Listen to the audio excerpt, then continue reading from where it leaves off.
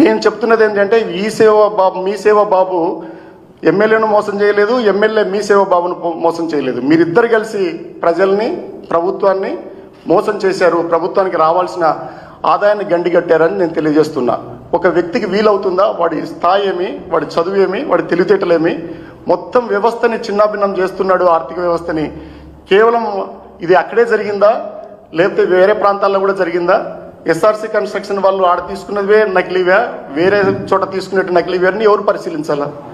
అందువల్ల నేను ఒక డిమాండ్ చేసేది ఏంటంటే, మీరు సిట్ అంటున్నారు, స్పెషల్ ఇన్వెస్టిగేషన్ టీమ్నో ఏదో ఏమని.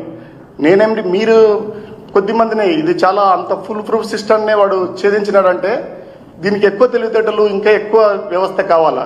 మీ గవర్నమెంట్లో మీరే సిట్ వేసుకొని మీరే సర్టిఫికేట్లు ఇచ్చుకుంటే రేపెట్లా? అందువల్ల నేను డిమాండ్ చేసేది ఏంటంటే, గవర్నమెంట్లో మీరే ఉన్నారు కాబట్టి, మీ సేవ బాబు, సురేంద్ర బాబు, లోకేష్ బాబు, చంద్రబాబు బాబు, ఇంతమంది ఉన్నారు కాబట్టి మీరు సిబిఐని ఏమని సిబిఐ ఎంక్వైరీని వేయాల్సిందిగా నేను డిమాండ్ చేస్తున్నాను.